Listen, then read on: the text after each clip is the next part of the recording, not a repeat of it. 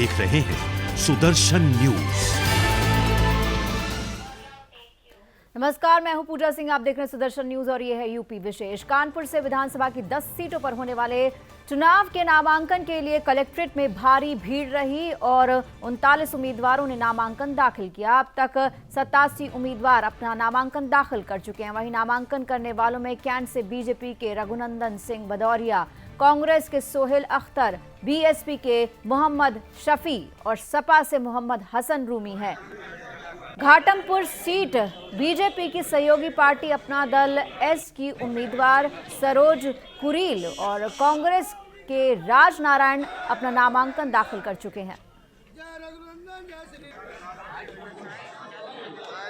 मुद्दा तो मेन है शिक्षा को लेकर के हम तो ये जाएंगे कि शिक्षा सबकी एक समान होनी चाहिए और बाकी जो आम जनता की समस्याएं होती हैं उन मुद्दों को लेकर के हम जाएंगे, उनसे वोट मांगेंगे। हम लोग का मानना है कि हर व्यक्ति को नौकरी मिले, रोजी रोजगार मिले, शिक्षा, स्वास्थ्य निःशुल्क हो, इस सब प्रकार से जो है 100% जो है शिक्षा की और रोजगार की गारंटी, ये समानता कानून बनाना चाहते हैं।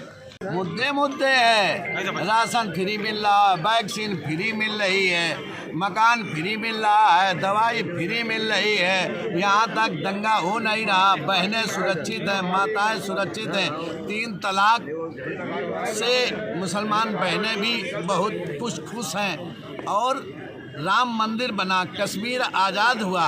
मुद्दे बाकी हमारे लोगों के मुद्दे हैं। सड़क, नाली, खड़ंजा, सीवर, बत्ती, यही सब मुद्दे हैं। और मुद्दे क्या हो, इन मुद्दों में मैं 10 साल से मेहनत कर रहा हूँ। जनता और समाज के बीच में मेरे देवी देवताओं सबके साथ रहे। कैंट के विधायक हैं सोहेल अंसारी और अजय कपूर जी हमारे पूर्व विधायक हैं। ये इन 2 लोगों की जिद ने सीसामऊ विधानसभा में जो निष्ठावान कार्यकर्ता था उसका इन्होंने राजनीतिक रूप से गला काटा, उसको राजनीतिक रूप से उसका मर्डर किया और 20 दिन पहले समाजवादी पार्टी से एक सज्जन को ला के उसको टिकट समर्पित करा दी गई सीसामऊ विधानसभा की। हाँ, देखिए आज सोमवार का दिन है, शुभ है, बाबा आनंदेश्वर भोलेनाथ का दिन है और इसको लेकर के और छठ मैया की असीम कृपा आशीर्वाद से, बजरंगबली की कृपा से आज मैंने इस शुभ दिन में अपने संवैधानिक अधिकार के अंतर्गत 3 सेट जो शेष थे उनको दाखिल करने का काम किया है।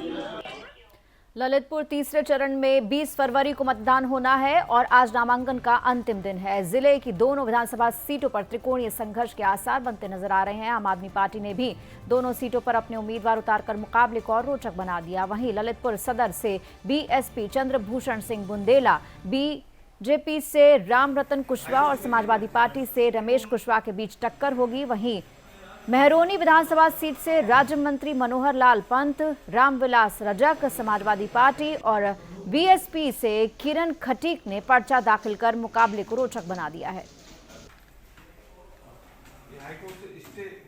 उत्तर प्रदेश का उसको विकास के ऊपर कैसे ले जाएं, वो हमारा पहला मुद्दा है। और समाज के लिए सम्मान की लड़ाई जो हम लड़ रहे हैं, कि हर वर्ग की लड़ाई लड़ना है हमको। किसी एक समाज से, एक जात से हम नहीं, सब धर्म को मानते, सब जात को मानते हैं। इसका हम इसके लिए हैं, सबके सुख दुख के हम साथी हैं और हमारे संबंध घर घर में है।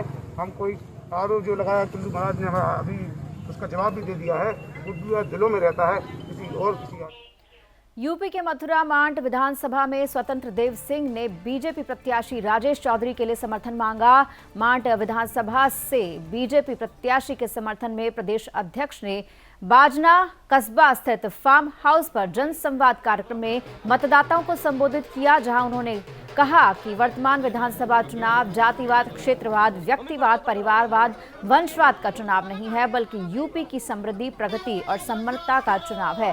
सपा शासन में अपराध की रिपोर्ट दर्ज नहीं होती थी। 2017 के बाद से क्राइम समाप्त हो गया। ये बदलाव मात्र योगी सरकार में ही हुआ है। आगे उन्होंने क्या कहा कि यूपी में बीजेपी का ही कमल खिलेगा। लक्ष्मी जी हाथी या साइकिल पर बैठकर नहीं आती, वो सदैव कमल पर बैठकर आती हैं। इसके साथ ही यूपी विधानसभा चुनाव में बीजेपी की जीत का उन्होंने दावा किया। उन्होंने क्षेत्रीय जनता से पार्टी प्रत्याशी को भारी वोटों से जिताने की अपील करते हुए कहा कि आप सबको आगे आकर अपने यहाँ कमल खिलाना है। महोबा जिले में देर रात एक ज्वेलरी की दुकान पर चोरों ने लाखों रुपए के सोने चांदी के आभूषण और नकदी को पार किया। सूचना मिलते ही मौके पर पुलिस पहुंची और घटनास्थल का जायजा लिया। दरअसल आला चौक के पास देर रात ज्वेलर्स की दुकान में शीशे तोड़कर अंदर रखे सामान की चोरी की गई। सुबह जब दुकानदार दुकान खोलने पहुंचा तो दंग रह गया, जिसकी सूचना पुलिस को दी गई। फिलहाल सूचना मिलने पर पुलिस ने दुकान का मुआयना किया। पीड़ित ने बताया कि काउंटर में 400 ग्राम सोने के आभूषण, 35 किलो चांदी और 3 लाख रुपए नकदी चोरी हुई है। फिलहाल मामला दर्ज किया गया और कार्रवाई की जा रही है।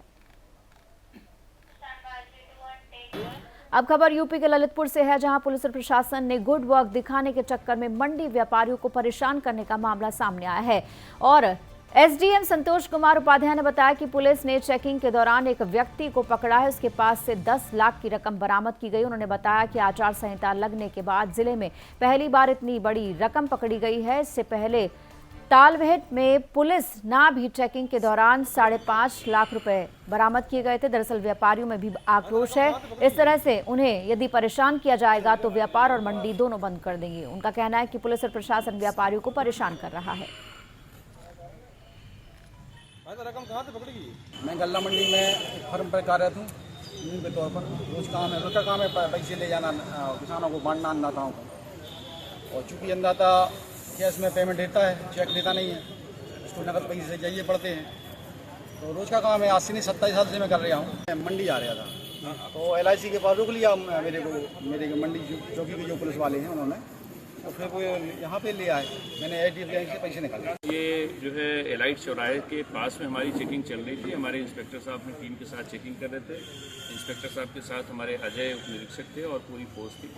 तो एक व्यक्ति स्कूटी पे ये पैसा लेके जा रहा था और वो उधर से आर्यन इन होटल की तरफ जा रहा था। चेकिंग में फिर ये पैसा उसके पास से बरामद। पाकिस्तान की जेल से रिहा होकर महोबा पहुंचे सुनील कुशवाहा को देखकर परिजनों की खुशी का ठिकाना नहीं रहा। वर्षों से पलके बिछा परिजन उनके आने की राह देख रहे थे और उनके पहुंचने पर परिजनों ने प्रधानमंत्री का धन्यवाद किया।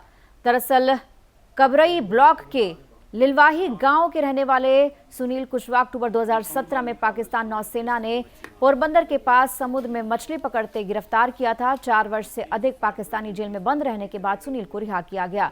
सुनील के घर आने की सूचना परिजनों को मिली। उनकी खुशी का ठिकाना नहीं रहा।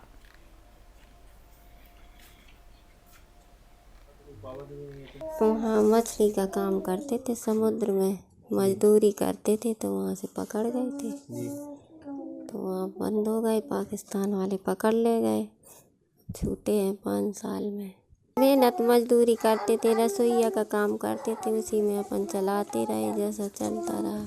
मैं नौकरी करने गुजरात ओखा गाय बंदर से मच्छी की लांच में मछली का धंधा करने समुद्र में गया था। वहाँ से हम लोग बॉर्डर के पास से हमको पाकिस्तान फौज, एयरफोर्स, नेवी ने पकड़ के पाकिस्तान ले गई थी और कराची सेंट्रल जेल में लाडी में हमको रखा था, जो 4.5 साल हम लोगों ने वहाँ गुजारी। और फिर हमारी सरकार मोदी ने भारत से 20 बंदों की रिलीज भेजी और हमको वहाँ से छुड़वाया। हमारे घर हमारे पापा पाकिस्तान में पकड़ गए थे। जब से हमारी मम्मी मजदूरी करती रहीं और हमें पढ़ाती रहीं, वो और घर का काम संभालती रहीं। यूपी के मुरादाबाद में कृषि विज्ञान केंद्र में ही अवैध काटन चल रहा है, जिसके चलते वन विभाग ने मौके से लकड़ियां जब्त की हैं। बेलारी में काटन माफियाओं के हौसले इस कदर बुलंद हो गए कि आए दिन नगर के कृषि विज्ञान केंद्र के सैकड़ फेज के विभाग से पेड़ों की कटाई की जा रही है। मौके पर अवैध कटाई की वजह से वन विभाग को सूचना दी गई, तो वन विभाग ने रेंजर ARR ने अपने कर्मचारी को मौके पर भेजा। कर्मचारी ने मौके पर पहुंचकर काटन की हुई लकड़ी को छटाई के नाम पर अवैध काटन बताया। वन विभाग के रेंजर ने बताया कि मामला एग्रीकल्चर डिपार्टमेंट यानी कि कृषि विभाग का है और जो भी इस मामले में दोषी होगा उस पर कार्रवाई की जाएगी।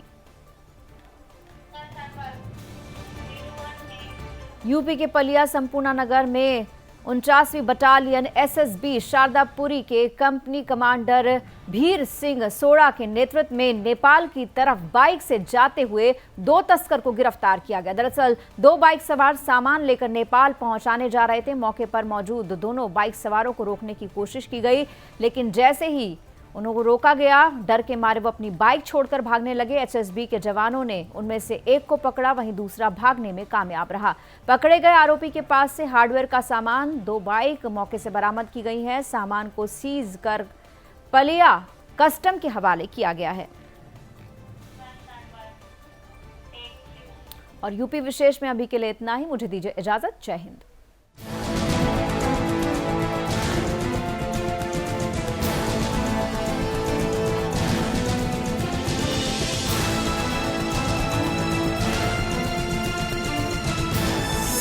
आप देख रहे हैं सुदर्शन न्यूज।